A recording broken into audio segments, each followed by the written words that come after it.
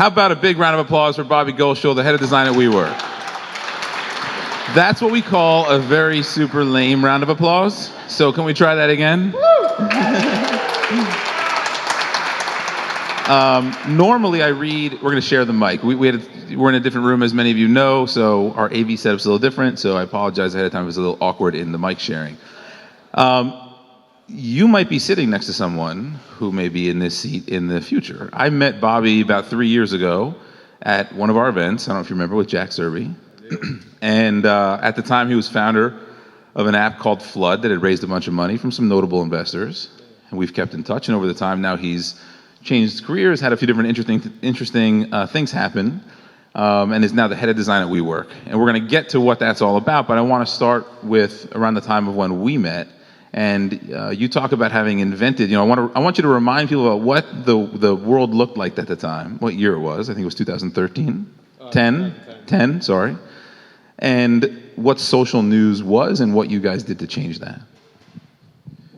So I'm a little bit of a masochist, and I know that not a lot of hands are going to go up, but has anyone heard of Flood before? If you have, raise your hand. Look at that, 3 hands, thank you. This is why we're out of business. So Flood started in 2010. I started this company with a good friend and a great engineer from a company that I worked in before Flood. It was a design agency. And the problem at the end of the day that we were trying to solve is the iPad had just been released, and I have a news habit that I open my browser every morning. I've got 15 tabs open, and I'm trying to digest as much news as possible. And we saw in the iPad the ability to replace the desktop browser with some new capabilities, with some cool gesture and touch capabilities, and we wanted to build an app together. We weren't going out to start a business together. This was a side hustle. This is something I went to him and I said, hey, I've got a design. I'd like to do something with this. And he came up to me a few days later and he said, you know what, I'm going to find some time. And this is a guy that has 2 kids, and he managed to find weekend times to spend a month with me designing and building this thing we ended up calling Flood. What Flood was, in its early days, it was a social newsreader. Actually, it wasn't even social. When we first launched it, it was just a newsreader. It was a kind of a cool mosaic interface for us to browse sources that we looked through every single day. And we put this product out into the market for $4.99 at a time when apps were going crazy. I mean, it wasn't as crazy as it is today, but the app market was exploding because of the iPhone. And we figured if people liked it enough, they'd give us $4.99 for it. But we really put it out there for ourselves. And we noticed that a lot of people had similar problems that we had with news and content consumption, and they were willing to pay us the money to do it. And something that was a side hustle turned out to become an actual business, because we were generating tens of thousands of dollars every single week. We couldn't understand where that demand was coming from, because unlike a traditional design method, Flood was not born from any long-scaled research or asking users questions. We were designing this thing for ourselves, and we just happened to get lucky to be able to launch something that people cared enough to pay us money for. And so what else showed up at the time? What were some of the competitors that popped up around this time that people might have heard of? So the 2 competitors that popped around Flood at the same time were Flipboard and Pulse, which you guys have probably heard of. Flipboard is still a private company today. I think they're valued at over $1 billion. They're doing really well. Pulse sold to LinkedIn for $90 million about 3 years ago. Do you have a question? No, you were about to tell it. Yeah. So before I get to the fate of Flood, the beauty of Flipboard and Pulse launching is that we were able to dovetail on a lot of the press that they were getting. So people in Silicon Valley, I mean, Pulse and Flipboard were they were the Valley darlings, and we were a San Diego company at the time. So we got really lucky that they launched around the same time. I claim no credit to take any of the press that we got, but we were extremely fortunate that we were mentioned along with them. And there were plenty of other competitors in the market. We just happened to have a really interesting design product. And then what was your question there? I was going to, you were talking about the success of Flipboard and Pulse and valuation. I was just curious. I think there's probably a few people here who can relate to being the other. I was wondering what the fate of Flood was. Yep, we folded the company in 2013. We had a business that catered primarily to the consumers. When we were charging $4.99, it was still a consumer business. We eventually ended up taking venture capital. We raised $2.5 million. We had to show growth, and so we stopped making money. We got the app to go free on the market, and perhaps maybe the biggest mistake we made was not focusing on the dollars. But we ended up folding the company in 2013 after we pivoted the company a couple of times, which I'm sure we'll get into. Yeah, that was a sad story. Thanks for taking me there. It's all right. You're doing all right. Can you share a little bit about, there are a lot of news readers, and I think you might be doing a disservice to how design first, companies like, if you've used, how many people here have used Flipboard or Pulse? So it was roughly half. So speak a little bit towards the design first mentality you had. And then also I'm curious about how you feel today about pricing models for apps when people launch, free versus paid. We didn't use a traditional design approach for Flood. If I was to launch Flood again, I probably wouldn't launch it the way I did. At the end of the day, we didn't meet a true functional need for people that use our product, which is my theory on why the product failed in the first place. The reason it did so well, though, is we were kind of positioned as this sexy newsreader, and people that were talking about us because the app ended up looking really good on an iPad. This is a point in time where we were looking for good-looking apps on the iPad, and Apple featured us on the App Store. Actually, interesting story. I reached out the week after we launched Flood on the iPad. I reached out to Steve Jobs because there's this famed notion that he responds to emails, and I still have this email. And I sent him an email, and I thanked him for the App Store, and I thanked him for the platform, and I sent him my app. That morning, this is about a period of my life where I was sleeping at 3 or 4 in the morning, and I used to wake up at 8. So it was a massive hustle. I mean, by the time the app was free in the App Store, Flood was my only hustle. Like this was my business. This is something I wanted to put up out into the world as a business. So I reached out to Steve Jobs. His email was widely available, and the next morning, I got to sleep at around 4 in the morning. I get an email back from him. I get an email back from someone at Apple, and I didn't read this email, but they were essentially saying, listen, we're going to call you, and we'd like to talk to you about featuring you on the App Store. Well, I didn't see this email, and I was fast asleep, and my phone rang, and I kind of woke myself out of sleep, and I picked up the phone, and the guy on the other line says, hi, this is Steve from Apple. And I almost shit the bed at that point. I was like, holy shit, like what? And he starts laughing, and it wasn't Steve Jobs, it was Steve something or the other. This is the guy that ran the App Store at Apple. And I mean, it was a massive buzzkill, but in that moment, like, he gave me a second of euphoria, and he essentially said, listen, Steve saw your email, he forwarded it to me, I checked out the app, you should open up the App Store. So we opened up the App Store. I'm like getting out of bed, I'm still in my underwear, I open up the App Store, and my wife's still asleep, and we're the #1 featured app on the App Store, and they've got these nice feature windows right at the very top, and it completely blew my mind. And that might be the greatest and worst thing that ever happened to Flood, because we were so ill prepared. The technology was not built. We were adding 4 users a second at that point, which is insane.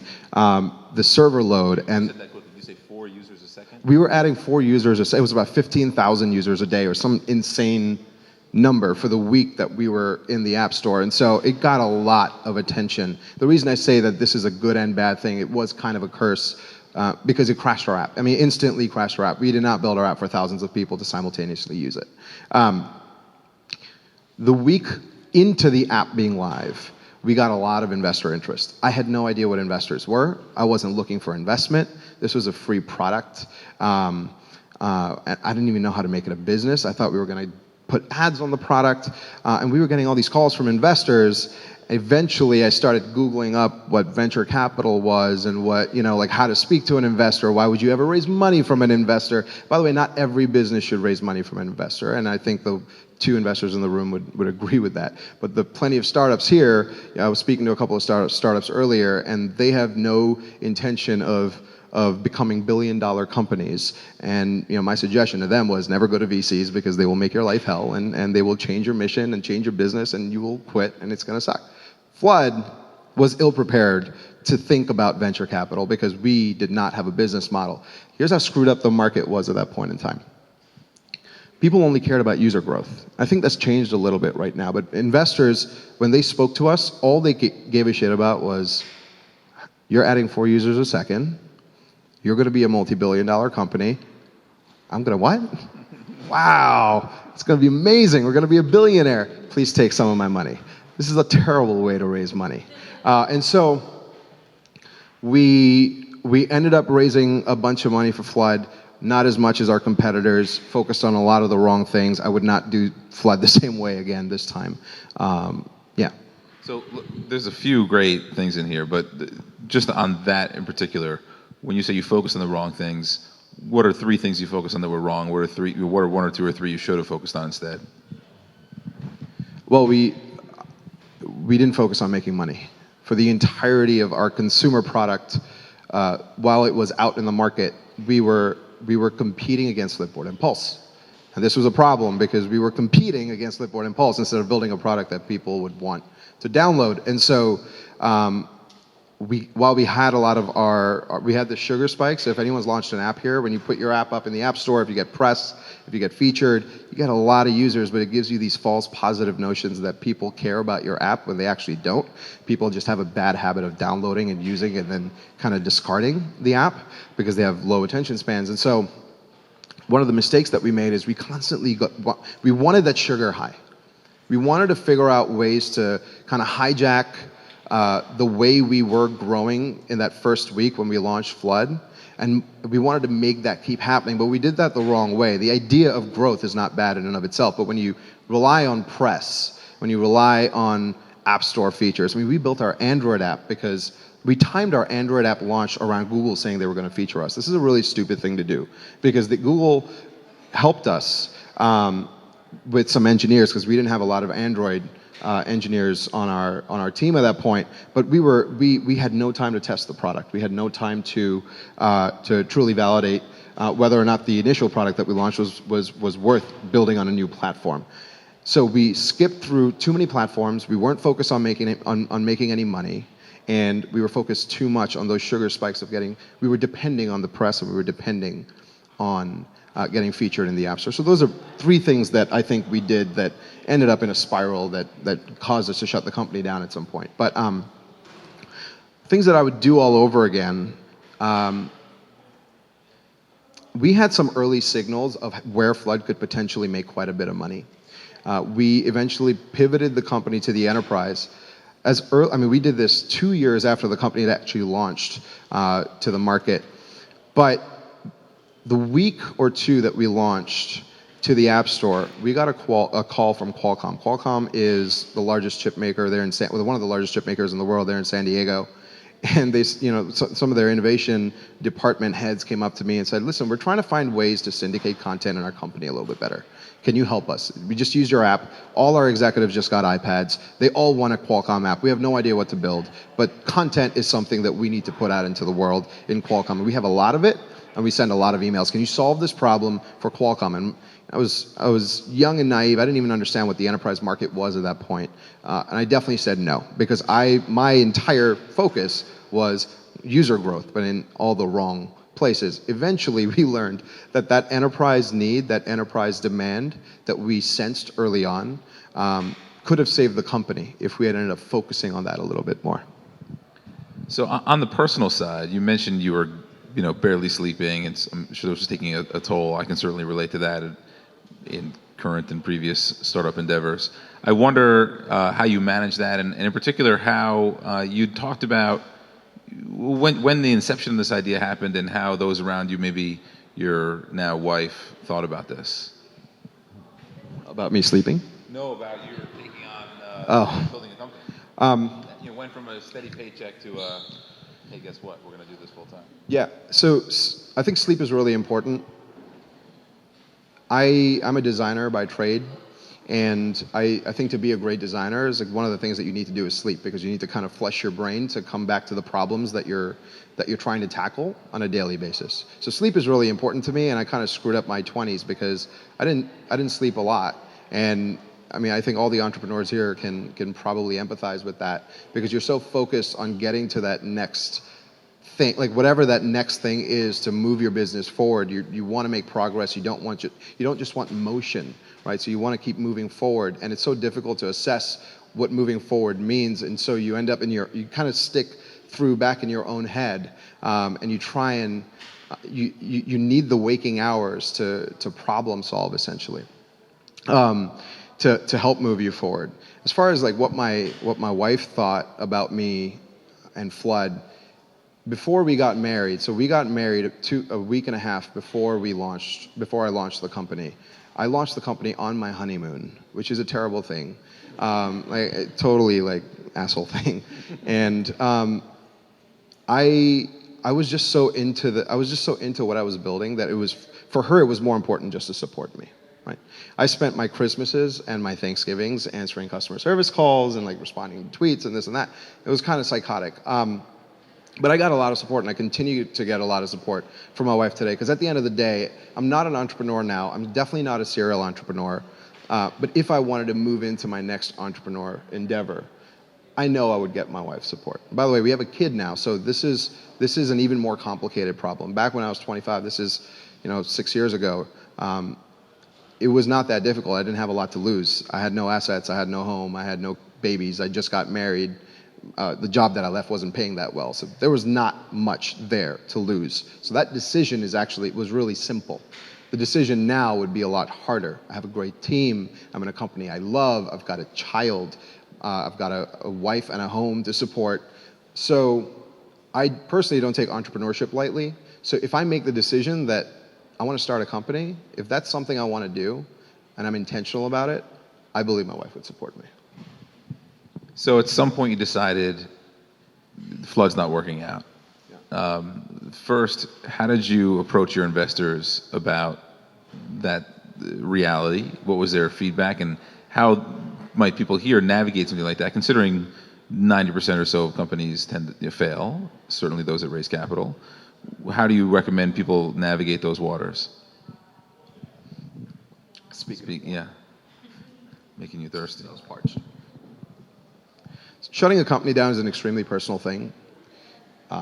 It's a very human moment. It's an admission of failure. It's an admission of failure not just to yourself, it's an admission of failure to your team. Well, as a founder of a company that's taken investment from an institutional investor, I've got a fiduciary duty to return that and more back to my investors. But it's not as personal for them. It's more personal because you banked on the hopes and dreams that you sold to people who left a lot on the table to come work with you. And the moment you sit down, the hardest thing I did was not tell my investors that we need to shut the company down. The hardest thing I did was to tell my team that, but more importantly, to tell my co-founder that, because he was so focused on the engineering and I was focused on the business. And there was a point in time where I looked at the condition of the business, and I looked at investor interest, and I couldn't see a way out. And this is coming from someone who has 3 plan A's. Like I just always have. I mean, people back in Flood always commented on how we were able to maneuver flexibly from one position to another, depending on the climate of a conversation with the investor, what the press says, what our competitors launched, whether or not there's a new device being launched that we need to support. At this point, I was out of options. And so when I went back to my investors, the conversation was actually pretty simple. I mean, we had kept them in the loop the entire time. They knew how much money we had in the bank. They knew what our runway was. Part of our investors completely understood and were they weren't upset, but there's a level of disappointment. Now, we had some amazing investors, and some of our investors thought that it was too early. And that is a decision that entrepreneurs have to make for themselves. Whether, like, too early to quit is easy to say. It's really, really hard to work with when your investors are pressuring you to stay on the line, stay in the business, especially when you don't see a way out. So this is something that you have to kind of go back into your mind, be really clear with yourself on whether or not there really is no other path. And if you've made that decision, you talk to your spouse if you have one, you talk to a friend, you talk to your co-founder, talk to a couple of close advisors before you ever go to your investors to let them know that this is it, in my opinion. So you made a pretty dramatic change, and you were thinking a lot about medical devices, right? And so how did you decide to educate yourself? And maybe you could share a little bit about what you were thinking about doing next. So once I got done with Flood, I had a couple months. I took a couple months off from the startup world, and I was trying to figure out what my next step was. And I love really difficult problems. And one of the problems that I saw was in the healthcare world. Now, my wife is a medical device scientist. She works on on healing systems made from collagen, which is kind of cool. And I looked at the healthcare world, and I said, here's a problem that needs entrepreneurs to be interested in. And so, if you could find a niche in the healthcare world that's interesting enough that you're willing to go to bat for and you're willing to come to work for every day, then it's going to be a worthwhile experience and a worthwhile exercise, because you're going to end up affecting a lot of lives. And so I had this idea of putting together a bodysuit that essentially it had a bunch of sensors in it that would map your body for you to your phone. And the reason you'd want to do this is if you work out, if you care about your health, if you care about fitness, the way we tend to look at fitness and progress is through weight. When in reality, a lot of us go into fitness to be healthier, yes, but really we want to fix our silhouette, right? Like, we want to be a little bit leaner, we want our clothes to fit a little bit better, and there was no tool out on the market that solved that problem. And I just looked at that and I said, it would be really interesting if you just had a bunch of, completely naive, no physical tech background, no healthcare background. I just said, it'd be really cool if you had this thing that you could put on and it had a bunch of sensors in it that just talked to each other, and the further apart they were, it would read that as distance from each other, and mathematically just create a geometric mirror image of your body and map it to the phone. And I thought that was a really cool, worthwhile thing to build, because I feel like a lot of people that care about their health are looking for ways other than their weight to see progress. And one of the things that I wanted to do with this app, by the way, is every time you image your body, it would screenshot it, and the app would essentially have a slider, so you can slide back and forth to look at where your body is shrinking and gaining. So I worked with an MIT scientist, and I found this guy online. He was amazing, and we determined together that it was going to be too expensive. So there are technology readiness levels, and the readiness levels are on a scale. And the lower scale is generally what gets funded by the Department of Defense, and the higher scale is what gets funded by corporations that gets put on the market. The technology readiness level, I believe, is on a scale of 1 to 10, and for the specific technology we needed for this garment that we wanted to make, it was like a technology readiness 4. So it wasn't even close to what we needed for commercial production. And just banking off of a lot of the past from Flood, I realized if we can't market this thing from day one, if we need 3 years of R&D time, there's no way I'm going to fund this, and this is not going to be a real business. And so I decided to find another niche in healthcare, and I decided to go to Blue Shield. At Blue Shield, I helped set up their first innovation department. It's called HIT. It's their healthcare innovation team, and they're based out of San Francisco, and that was a lot of fun. But I realized at the end of the day, I'm not the right entrepreneur to solve healthcare problems. It's too difficult, it moves too slow, and it's too complicated. For me to make a dent in that world, I felt like I needed to do years of study and research to truly understand the potential of what isn't there in order to build something that's worth building for that space. So how did you feel about making the transition, though, of going from running your own business to now working for a fairly substantially large corporation? So it was hard at first. The thing that saved it is I was still here. So I live in Jersey, and the thing that saved it is they allowed me to build the team remotely, and so I built a remote team, and that was fun. And I didn't have to go into an office every day. And I was there for a year and a half, and I started warming myself up to this idea that I got to go into an office. It's an office that I don't run, and it's for a team that kind of works for me, not really. They kind of work for someone else, and where I don't really call the shots. Like, these are difficult things to contend with when you're coming off of an entrepreneurial startup stint. And it wasn't as bad as I initially anticipated it to be. In fact, the team that we built there was really fantastic. I had a lot of fun working with them. A lot of the people that I hired are still there, and they're still working on really cool software for the healthcare industry.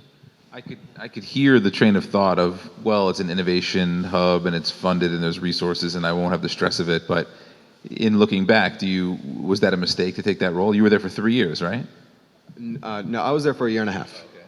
No, it wasn't a mistake at all. It wasn't a mistake at all because I learned a lot about building a team. It was the first time I built the kind of innovation team. Like at Flood, I built a multidisciplinary team, but this is the first time where I was surrounded by people that had done it before, and they were teaching me how to do it. And I was working closely with the chief experience officer, who ran experience for American Express and Target, I believe. And he was just an amazing tutor, and I learned a lot. To me, it was a learning experience. It was a stepping stone to my next thing at the end of the day. So let's jump to that next thing, right? Because now you're at that next thing at WeWork, right? So I want you to share a little bit about what's the number one misconception about what WeWork does, and then talk about how let's go through the cycle. So let's start with then how you interview candidates.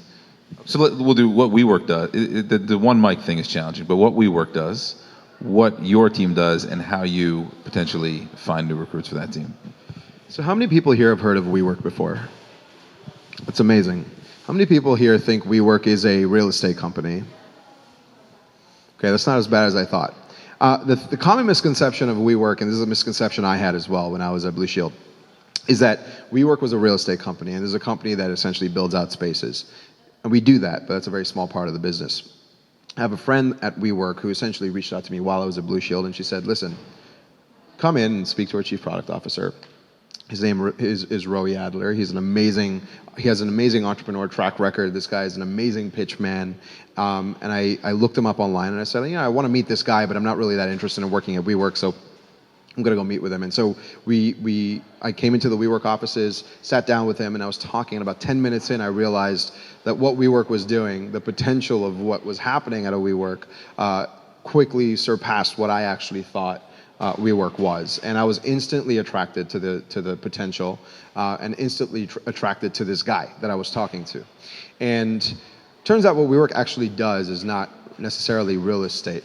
We have 3 parts to our business. We do space, community, and services. And what that means is we, at the end of the day, care about connecting people. And the way we do that is we connect inspiring people in inspiring spaces, and then we build services that solve business problems for them. And hopefully they build services that solve business problems for other people, so that when they connect, people engage and collaborate and talk and share and learn from each other. This is something that I was not at all privy to, and so I did a walkthrough of WeWork. I booked a space there, and I witnessed the sort of the shared workspace revolution firsthand. And I was instantly attracted to it, and I'm there today, and I could tell you, we are growing gangbusters. We just announced that we're going to India. We're opening in San Diego now, which is amazing. We announced that last night. India's got 1.2 billion people. 700 million of the people in India are under the age of 30 years old, which means these are 700 million millennials. That's twice the US population. That's 1.5 times the size of the EU. This is the most educated group of Indians in the history of India. And so when India comes to WeWork and says, whatever that secret sauce is, whatever that magic mojo is that you guys have going on, why don't you bring it here? Because we've got 700 million people. All these guys are going to school and they've got disposable incomes, and a lot of them are entrepreneurial. They want to start businesses. We just don't know how. We don't have the culture fostered here to do that yet. And so we need that mindset to change, and we think that WeWork could be really interesting. So what they're actually seeing is that at the end of the day, what WeWork brings to the table is we've figured out how to build inspiring spaces. We've figured out how to curate the people that come into a WeWork, and that has a lot to do with our brand, which we've painstakingly maintained. And we figured out how to connect these people, so someone in India or someone in China or in Australia can connect to an entrepreneur or a service provider in the UK or in Brazil or in Mexico and transact. And you do this in a trusted network because you're both WeWorkers. And that's a game changer. That could change, I think it could change the economy of India. And if it changes the economy of India and, say, China, because you mobilize and galvanize all of these young people, you change the global landscape and the global economy, in my opinion. So the community aspect is really what makes WeWork so special. So let's talk about the design function in particular. How do you guys see design and productize some of your services around design to make the business more valuable and the services more valuable? And then how do you individually, I mean, we've talked about the process that you've created to potentially hire people. I'd like to hear, want to share a little bit more about that process. So design is interesting at WeWork because we have 4 or 5 different kinds of designers. So we've got people that design the spaces, the interior designers. We've got architects. We've got graphic designers / artists. We've got digital designers, which is, by the way, I'm not the head of design of WeWork. I'm head of digital design of WeWork. There's all these different kinds of design that I don't do. We've got digital design, and then we've got brand design. So when you think about design, like WeWork is a design-focused company. You walk into a WeWork space, and the first feeling you get is it's really open and it's colorful and it's gorgeous and it celebrates art and it's got really good furniture. And so that first feeling is the delighter, right? It's like a delightful, pleasurable, neurotic kind of experience when you walk in. That, to me, is the most trivial part of what the design actually tends to do at WeWork. So one of the things, as an example, we design and build our own imaging software at WeWork, where we 3D scan a space before we move in, and then we figure out how to chop the space up. What % of that space goes to private offices, what % of that space goes to co-mingling, and what % of that space goes to co-working is actually really, really important. You could argue that everything should be a private office because it yields so much money. But then it completely misses the community point, right? So we've got people whose entire job it is to figure out how to design a space, not visually when you look at it, but how to design it functionally so that it serves all of the needs of the 70,000 entrepreneurs and large companies and small companies that are inside of a WeWork. We have 70,000 people, so about 10 or 15,000 businesses that are actually in a WeWork. To me, that is amazing design. One of the things at our headquarters that we have is our CEO has stopped the elevator from going to the 5th floor. So we've got 5 floors in this building in Chelsea.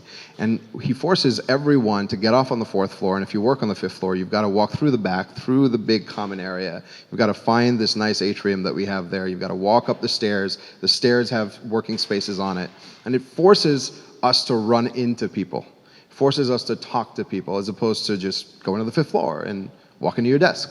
That to me is an example of good functional design. And so when we think about design at WeWork, we really think about it in multiple layers. We think functional, we think reliable, we think usable, and then eventually we think pleasurable.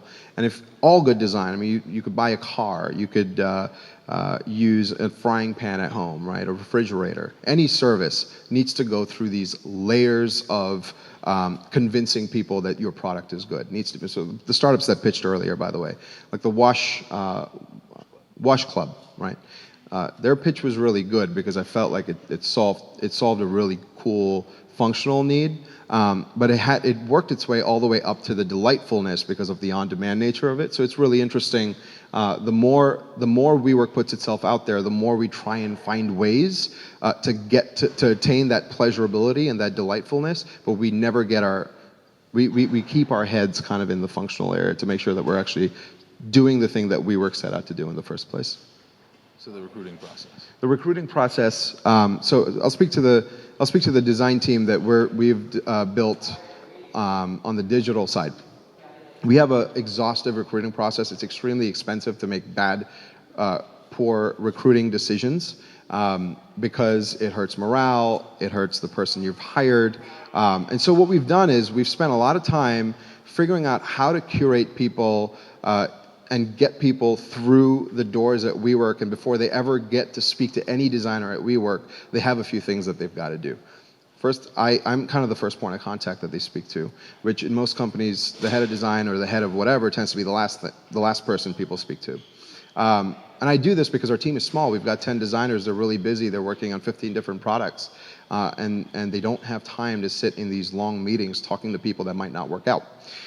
We've got a design take-home exercise that we get people to do so that when they come through to show us their work, they're not just showing us work that they've done previously, they're actually showing us an exercise that we've designed for them to do on their own time without the pressure of someone looking over their shoulder, which is really interesting. It's very telling to see how far someone will take the design when they don't have a lot of guidance and they don't have someone kind of telling them exactly what to do. When they come on board, it's a 6-hour interview process. They do a co-interview with our team. They pitch themselves. They show us their work. We do an in-person design exercise with the team. So we pick 4 people from the team. The person comes in. We have a list of 30 exercises that we could randomly assign this person. And the whole point there is the in-person is going to show us how they communicate. Whether or not this is someone who in a high-pressure situation is able to work under constraints and come up with great ideas while also involving the rest of the team. And we really want that because we want to foster a communication and collaborative environment for the design team there. And then the end of the process, we're really looking for cultural details. We want to make sure that they're culture fit. And so we assign product people and engineers to sit down with them for 30 minutes and assess whether or not this is the personality. So it's not about the hard skills, but the soft skills. Whether or not this is the kind of personality we want on the team. And at the end of all that, we end up learning a lot about each other. They learn a lot about our team. We learn a lot about how they communicate and what work they've done, and whether or not they're a good fit personally on our team. Or the beer test is what some people say they do. Right. So for someone here who's got an idea or is a 1 or 2 person shop, how do you recommend that they go about, we build this as how to weaponize design for your company. How can they do that? Especially, WeWork has the advantage of a solid brand name, reasonably flush resources. If someone here is trying to be very lean and come out with an MVP, how would you recommend that they approach design so that they don't end up with, no offense, Ian, but something that looks like his product at the moment? He knows I felt this way already. It's cool. So the design process, the first thing we've got to do, so we were talking about weaponizing design per se. I use that word because I truly want to kind of wake up, I want to kind of wake this idea that design is actually dormant in most companies, and we all design whether we like it or not. Whether or not your title is designer, you're designing a business, people design teams, you help people design speeches. Like, these are things, design is just inherent in our day-to-days at work. Weaponizing design or galvanizing the design spirit and the design methodology means that we're asking a lot of questions up front, that where design isn't a mystery box, right? So if you've worked with a designer before, it feels like a lot of stuff goes in, like questions and needs analysis and this and that. You wait a few weeks, and then the output is a bunch of pixels. On my end, I'm a digital designer, so I'll talk in pixels. The output is a bunch of pixels that you hope will work out. What you want to do, especially if you're a small company, is that's a terrible process. You don't want to just tell someone what to design. What you actually want to do is you want to force them to ask good questions early on. You want them, when you work with a designer, you want them to work on how they pitch ideas to you. And I personally look for 4 or 5 things in any idea that gets pitched to me. What is the problem you're trying to solve, and who is the problem for? Who has this problem today? How do you know that this is a problem, and how do you know that this is something people care about? Why is this important now? Which is the 2 things, by the way, how do you know and why now are 2 things that get lost in most pitches. What is the user benefit and what is the business benefit? And the business benefit is something we want to force not just out of the business people, but the designers as well. Because we want the designers to care not about features. At the end of the day, we want them to care about problems that, if you're a for-profit business, end up being solved at a functional, all the way up to the pleasurable need way, so that people will pay you a lot of money for it. Money is a really good thing. Like, it's not a bad thing. This is how we sustain our businesses. This is why we go out to become a business, is so that we can self-sustain and grow. And so if you're a small business, if you aren't hiring a designer full-time and you're, say, working with a contractor, you really want to ask them a lot of questions around their process. How much of the time that they spent on this design was spent with stakeholders not directly related to, say, the engineers or the person that were giving them the needs analysis for the design itself? How much time did they spend on research and asking good questions? What was the impact of the design? A lot of times we miss that because we get so dazzled by what's on screen. We often forget to ask people, well, what was the outcome of you putting this out there? And this will tell you a few things. First, it's going to tell you that they cared enough to follow up on a design that was put out into the world. And it's probably going to tell you that they care about the business, that they understand the business because they stuck around to understand the impact of the work that they've done. And that shows a lot of empathy, and it shows a lot of caring, and that's what you want from your designers. I mean, that's one of like 100 things that you want, but that's, for me, the most important. Because of the creative nature of design, if you're asking somebody to code something, it has an A/B result. Like, it's going to work or doesn't work. With design, there's a lot more, it's much more subjective. And so I'm wondering how you manage the process of making sure that you can maintain a certain level, but also give people enough creative flexibility, and how somebody here who's looking to build maybe their first prototype can make sure that they maintain a bar, but can trust the designer to deliver against his or her own creative process, along the way. So design doesn't have to be subjective. Design is actually better when it's not subjective and it actually meets objective functional needs. What you probably want to do is you want to create an environment where creativity and design work together. I actually think that they're inextricably put together, design and creativity. Design is about solving human needs, finding problems that solve real human needs. And creativity, at the end of the day, is you're trying to find non-obvious ways to connect 2 dots that end up solving the need as well. And what you want to do there is you want to create an environment where we allow for some time for people to find the dots that need to be connected, and we allow for the time for research to be applied so that we could find the human needs that we're trying to solve for in the first place. So I have no idea if parents have a human need, because I'm a parent, but I don't have a kid that's in sports, so I don't know that your product solves a human need because I'm not that person, but I'm hoping that you might have kids that are doing sports, and you've spoken to families that have kids that are doing sports, where you found that one of the frustrations that they have is they don't get enough communication from their coaches, and they're willing to pay to solve that problem because that's how much they believe in their child. Right? That's a bold statement. I care so much that my kid does well in sports, I'm willing to pay a lot of money every single month. So when you pitch that idea, you want to back that up with how you know that. Right? How many people have you spoken to? What kind of questions did you ask them? How many people are paying you today, right? So what are the right ways to ask? I mean, now we're getting to the UX research part of this. Yeah. What are the right ways to ask some of those questions, and what are the wrong ways to ask those questions? If he's showing them the product, what should he ask them? Well, hopefully you've done a little bit of research before you've built a product in the first place. So before you show them a product, you probably want to sit down and get a sense of, so in design, There's a company called IDEO. They've got the IDEO design process, which is very famous. They teach this in Stanford, the Stanford D School, the design school there. And you don't start with product and then test. You start with empathy. And empathy is a fancy way of saying, I understand your world. I want to understand it better, so I'm going to sit down with you and I'm going to watch you. I'm going to write down, I'm going to take notes on things you say. I'm going to look at the things you do, and I'm going to learn more there. Right? You move that into this synthesis phase, right? Where you look at your notes and you've taken the perspective of the person you're trying to design something for, and you're trying to really understand what it is you just experienced.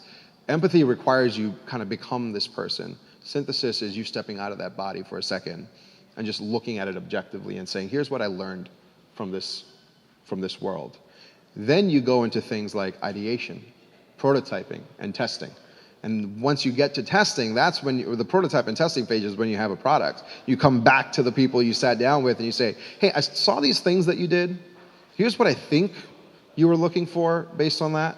Here's what I designed. This is kind of the first pass. It's early enough. It kind of looks crappy. I'm sorry, but can you just like click through this quick little InVision prototype or a paper prototype, or look through my sketches and tell me if this is kind of the thing that you're looking for. And if not, tell me why. Or tell me maybe what are you looking for that I missed in the first place. That's kind of how I would do it. I definitely wouldn't start with a product. Now, once you have a product, I mean, that's a loaded question. I mean, depending on the kinds of answers you want, you could do surveys, you could do in-person kind of looking over the shoulder analysis. You can do, at WeWork, by the way, we use usertesting.com, which is amazing. It's a thing that you can send out a app binary to, or you could send out a website link, or you could send out a bunch of designs, and they will record people using your product with voiceover, talking through specific things that you want them to do. We recently launched a new WeWork site. We did this hundreds of times, and we learned a lot from that process. And it's cheap, so if you're looking for testing, usertesting.com, go there and just try it out. So you mentioned a few tools. You mentioned InVision, usertesting.com. I'm wondering if there's any other tools you would recommend to people for going through this process. And I also find that designers tend to have very strong opinions about logo design and design contests in general. Not logo design, but contests. So I was thinking of like 99 Designs, and I wonder how you feel about services like that. So one of the biggest problems with design is it's looked at through a very narrow lens. And I feel like designers and the industry is kind of complicit in this, because when we think of design, we think of that. Like, we think of the cool looking stuff, the non-objective stuff, right? The stuff that's in our head, that the feeling that we put into the design, and whether or not it's pleasurable or not. So 99 Designs, have you guys heard of 99 Designs? It's essentially a platform where you can spend like $300 and 100 designers will go out, try and design the thing that you want designed. Tim Ferriss, who's a well-known author, famously got his 40-hour work week book cover designed on 99 Designs. He got hundreds of designs. He picked one. The guy that got picked got $500. I think this is a okay way to design if you're on a budget, or an okay way to get design. The thing that this platform ends up missing is it misses that conversation and that dialogue to get the designer to truly understand your needs. So you would go to 99 Designs for a logo or a poster or a book cover. You can't go there to solve real problems. You can't go there with your app to get someone to design 100 different versions of how do I input data into a form, because what kind of form, what kind of data matters so deeply that the designer needs to ask those questions of you. So I certainly wouldn't recommend that. Now, InVision is an amazing tool that we use to share designs with each other every single day. Another thing that we do at WeWork, we are a design-centered company. We do weekly design reviews. Every single designer is required to pitch the work that they're working on. And this is so important, because pitching your work is a way for you to celebrate the work that you're doing. It's a way for you to put yourself out into the world. Speaking is really hard, to Eleanor's point.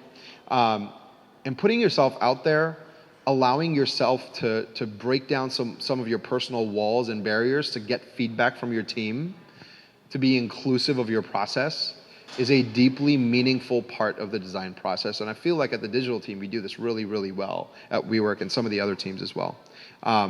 And we use Usertesting.com. We tried a few other products in the vein of InVision. InVision is a great prototyping tool.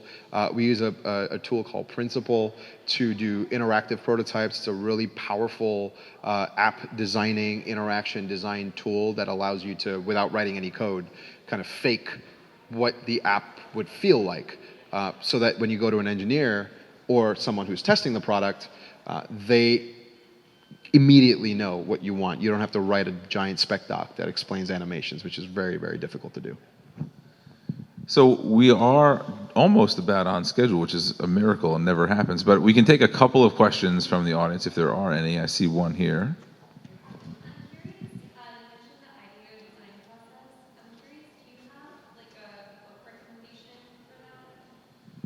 Yes. So the question was, I mentioned the IDEO design process. Do I have a book recommendation for it? Yes. So Tom Kelly, I believe, is one of the founders of IDEO. They recently released Creative Confidence. I believe that's what it's called. And Tim Brown, who I believe is the CEO of IDEO, released a book a few years ago called Change by Design. Highly recommend both those books. It's coming right from the source. Another book I'd highly recommend for every single person who's trying to do not just design, but create products if you're a startup, is a book by the guy at WeWork that runs UX. His name's Tomer Sharon. He was a senior user experience researcher at Google Search. He's written 2 books. His most recent book is fantastic. It's called Validating Product Ideas. It goes deep, deep, deep into all the steps that you can take. And you'll learn a lot about how to ask questions, when to use a survey, what tools you can use. This is a tremendously complicated thing if you don't know what you're doing, but he makes it really easy to understand. So I do recommend that book.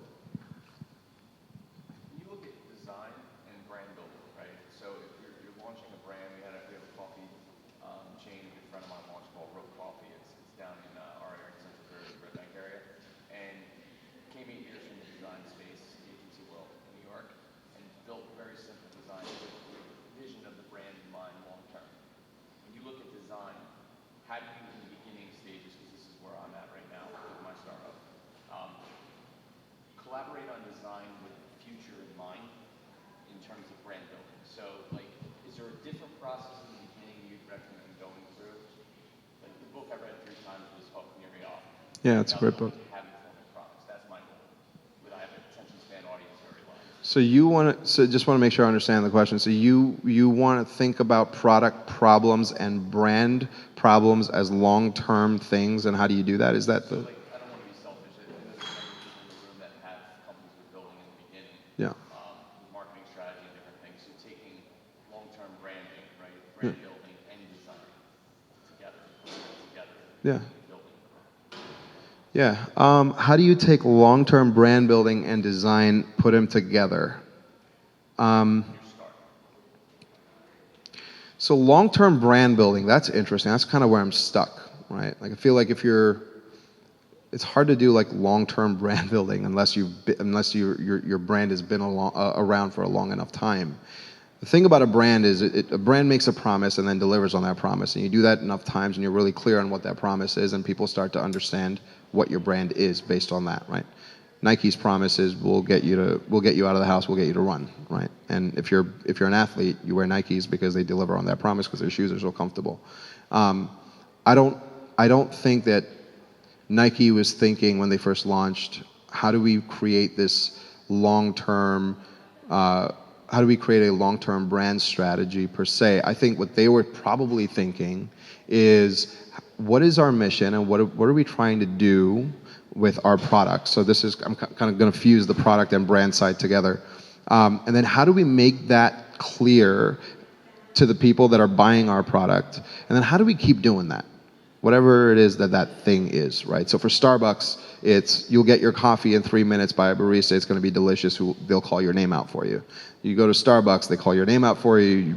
You know exactly what the latte is, and anywhere you go in the world, that latte is that latte. And that's Starbucks keeping their brand promise. That's actually a really, really hard thing to do. So that's kind of how I'd answer your question. I feel like I hope I'm answering it, but I do think that they're linked pretty deeply in that it's not so much building the long-term brand, it's just finding the promise that you want to make and delivering on that promise through your products every single time. And that eventually creates a long-term brand that people remember and care about.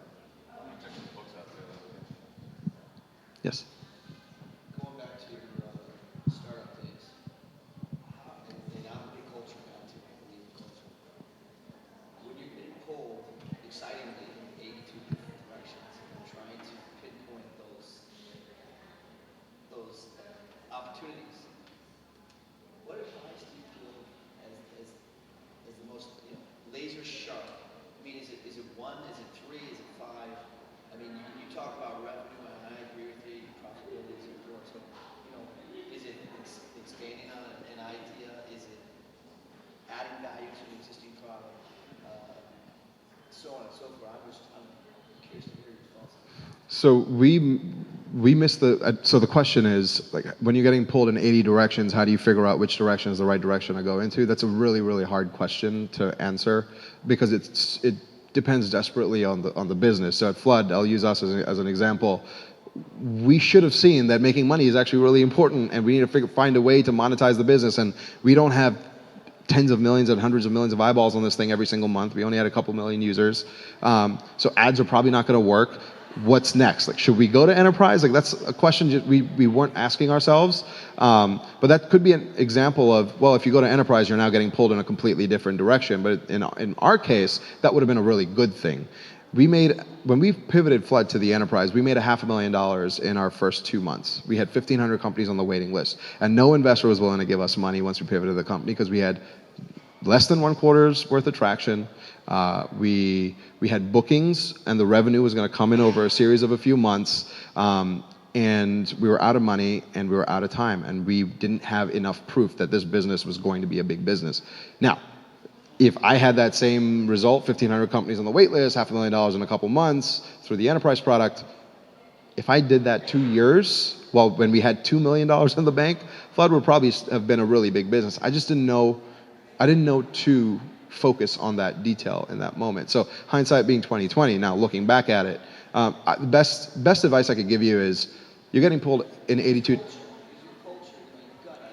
Yeah, I mean, you use your gut for sure, but you definitely also want to you want to look at the market. You want to ask the market whether or not this direction is worth pursuing. Certainly wouldn't think dropping everything and focusing on the next thing, like next shiny object, is always a bad thing to do. But if you have enough people in your business, if you think that there's an opportunity that's juicy enough, assign someone to look into it deeply and do a little bit of research, get on a few phone calls with people and try and sell them that thing. And if it works, you might have a thing. If it doesn't work, you might not have a thing. But you never actually know because you might have made the wrong phone calls at the wrong time. Does that make sense? You kind of just do the best with what you have, in my opinion. So he's hanging out at the bar afterwards, right? Yeah. So you guys can talk to him then. Good incentive to go to a bar. We encourage that. Last question. We try to be a community that's about giving and helping out other people. And so what can this group of people do to help you out, whether it's personally or WeWork, but what's something that you have as an ask of this audience? So I didn't think of this. I don't personally need anything, guys. I think maybe my ask is, if you haven't been to a WeWork before and you have a startup and you have a business and you're trying to find ways to be a little bit more inspired and be around people a little bit more like you who could potentially help your business, where you could potentially make more money because you have access to a market that you didn't have access to before, I think you should check out WeWork. It's WeWork.com. I believe WeWork gives businesses an unfair advantage because we put them in beautiful spaces. We connect them with an amazing social network. We get them to share experiences. So earlier, Eleanor, you were sharing experiences on how to speak better. Like, that stuff happens at WeWork every day. Like, we just reach out to people and we say, I need help with this thing. I have no idea how to do it. Can someone please help me? And within minutes, they get a response saying, here's how you fix it. Come downstairs, we'll hook you up, no problem. By the way, every WeWork space has free beer. Get some beer down there and we'll drink and we'll solve this problem together. I cannot imagine not starting a business inside of a WeWork, especially if you're a small company, but now we do this for big companies as well. So if you're looking or thinking about co-working spaces, if you're thinking about a better experience for people on your team and you're looking for ways to energize your team and inject culture into your team, I would certainly check out WeWork. Awesome. Thank you very much. Stay here for 1 second. So one of the things that we do, that sucks, with the mayor, maybe you can help us redesign this, but this is a certificate of appreciation for Bobby from the mayor as well as from the NJ Tech Meetup on thanking you for spending time with us today. Thanks a lot, man. Appreciate it. We're going to wrap up very, very shortly, but a few closing comments. So if you are a startup and you'd like to pitch at one of these events in the future, go to njtech.me, that's our website, njtech.me, and click apply and fill out that form. I'm told we have only 2 slots left remaining for the rest of this year, but if you want one of them, check that out. Our next event is October 19th. I can't announce the speaker yet because it's not confirmed, but we have the 2 events in November, the first of which is with a partner from Andreessen Horowitz. It's actually a breakfast instead of an evening, but it should be very, very cool, so I'd highly recommend you check that out. A big round of applause for all the startups and the speaker and everybody who makes this happen. I really appreciate it. And that concludes the show. I hope to see you guys at the Ainsworth down the street. Thank you.